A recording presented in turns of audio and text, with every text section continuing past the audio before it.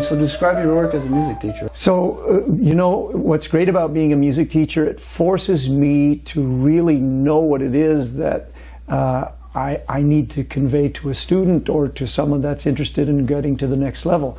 In order to communicate effectively, I really have to know the language. I have to know how the guitar works. I have to be aware of each individual's strengths and you know, motor control isms that they have, and help them maximize in a safe, you know, healthy way, rather than, you know, I'm also a big practitioner of ergonomics, as you see from the guitar here. It's important. You mentioned ergonomics a few times. It's because it's so easy to get repetitive stress injury playing guitar down your wrist. If you're holding it too straight, then your arm will be sore. I remember taking lessons from classical guitarists. Always hold your headstock at eye level, so you're relaxed. Your hand over top of the sound hole. So there's lots of ergonomics if you want to continue playing for a long time and enjoy it. Absolutely. Well, so I remember hearing a quote: "Musicians are small muscle group athletes." Right, exactly. So there's so much truth to that. So back to the classical thing. When I was in graduate school, I had a chance to study classical guitar, and a few occasions Aaron Shearer actually came to the department and talked about things. He was a big practitioner of ergonomics. The mid-range position is such an important part. You were talking about eye level with the headstock. Well, when you're in mid-range position, I mean, I admire and still love Jimmy Page, but playing like this is really hard on the chops. But bringing, as I started to get more aware of guitar and deeper into the music thing, my guitar came up. So playing like Jimmy Page, and then all of a sudden I'm playing like Steve Howe from Yes, where he played his guitar up very high. Again, that helps keep the body, the hands, and joints, everything in mid-range position. Isn't it like old pictures of the Beatles and the Rolling Stones? They always had their guitars up here. It looks kind of funny, but that's the proper way. Well, there's a better ergonomic with that. I remember just one of my last lessons at Barhaven Music Academy. We talked about that. We were just comparing like the James Hetfield position. What's more healthy for you? Absolutely. So describe your work at Carleton. I know you touched on it a bit, but So I believe it was in 2007 I started teaching. When I moved to town in 2006, I got hired to teach jazz guitar at Carleton University. And then around that time, I also started a guitar ensemble program there and directed that up until the pandemic. But a lot of my teaching at the university is helping students achieve musical goals, helping them become proficient and aware of the instrument and how music relates to it. I'm a big fan of good music. I like all types of music. If it's classical, if it's country, if it's jazz, if it's pop rock, whatever, world music, good music's good music. And I'll use folks' interests as sort of a vehicle to get in and help them get their guitar skills, their musical skills happening. I also help students prepare for juries, which are proficiencies, playing proficiencies in front of a panel that they get graded on. They also help students prepare for Friday performances during the semester, and then if I have a student graduating, we're also working towards a graduation recital. So the main thing is you know, help. I'm encouraging them to do as much as they can in this short amount of time. Having a luxury of 4 years of a university program where you're just immersed in the music and your instrument is very rare. Once you get out, you know, out of the university, there's, you know, I've got to pay rent and I've got to do this and maybe have to do a part-time job, something else, or, you know, you're teaching maybe beginners, and there's nothing wrong with that, sort of keeping you away from the stuff you want to do. I'm very happy to be able to teach at that level. Well, what's great about the Alcorn Music Studios is you can tell we're in a recital area. There's a stage behind us, a drum kit, a piano, grand piano. So you bring in quite famous guitarist. Actually, yeah, we're actually in Gig Space. Gig Space is a nonprofit charitable status entity. You didn't know that. That's I get the emails that I'm on the mailing list. Yeah. So we also use Gig Space for Alcorn Music Studios recitals. I have some of my adult recitals. I don't like to call them recitals. I like to call them coffee houses. It's less nerve-wracking. So I have some coffee house recitals coming up in January right here in Gig Space. But yes, Gig Space is a performance venue that we have live performances from people all over. We've had folks from the UK, Europe, all over Canada, the United States, South America come here and perform. And what's great about Gig Space, it's a small, intimate 40-seat venue, so you get up close and personal.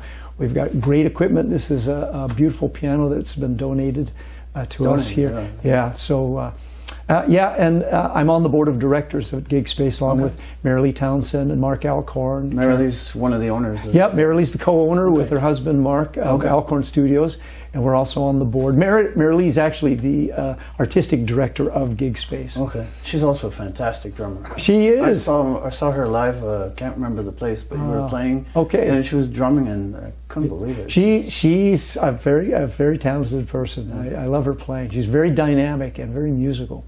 Also, Karen Oxhorn and Nicole Ratte. So we have a group of 5 on the board of us here at Gig Space. So it kind of goes along with my philosophy at the In-Tune Guitar Academy is trying to promote the guitar as a way of expressing yourself. Because I'm always afraid that it's going to disappear, because with hip-hop and electronic music, you hear less and less guitar, and then we don't have the guitar heroes. When I grew up, we had, like you mentioned, Jimmy Page. Well, to me, Tony Iommi, Billy Gibbons, Angus Young. Those were my heroes. And we just don't. The younger generation don't seem to have those guitar heroes anymore. Yeah, you're right. You're right. There's something to. I don't think playing an instrument is ever going to go away. We have the swells, ebbs and flows of different types of music that take a precedence in our today's world. But you know. It'll be interesting to see what happens in the next 5, 10, 15 years. Hopefully I'll be around. We all hope. Yes. So this leads to my next question. You already touched on this, but quite a few years ago I took a course with you called the Guitar Boot Camp. I remember that, yes. And then you mentioned during the course, and it always stuck with me, that you use the term, it's all music. So that was in reference to the different genres of music. So you're not the typical classical snob. I'm not a musical snob. No. Although I love, jazz, I really immerse myself in it. But I respect and honor and love other types of good music. Since that course, I've become a lot more the same way, because I love David Guetta, Calvin Harris, and the old classic rock, and I like some country music, so it opens your mind. And of course, I listen to some jazz and classical, but that's great. I'm more a rock guy for sure. And then the other thing I remember from that course is that you mentioned that guitar players typically learn a little bit up here, so the open chords, and they'll learn a few scales down here, and a little bit down here, and the rest seems like a black hole. So how do you get people out of that rut? Cage system. So I demonstrated the cage system, a C major scale in 5 forms. When you say and play the note names in 5 forms, the same first 7 letters of the English alphabet, except maybe you're starting on C, you say it and play it. I'm watching your hand play these, you get more and more familiar with the area. So again, when I first started playing guitar, I was aware of bar chords and power chords. So most of the notes I knew on the 5th and 6th string, because that helped me with bar chords. And then of course open chord stuff, I have a handful. But as I got up in the middle part of the instrument, there was that black hole. Cage system is a great way to do it. Finding a teacher that's organized, that's passionate about learning, and will help you get started. But I would definitely, if you're not aware of it, check out the cage system. There's always something to offer. There's so many systems that you can look at. For me, the cage system really hit something strong for me, and it was a great organizational tool. And it was easy to digest. Yeah, it's easy to remember. Exactly. I knew those open chords. And one of the things also I remember from that course is to learn all the notes all the way down from the first fret to the 12th fret on each string. Yes, so individual. That stuck with me as well.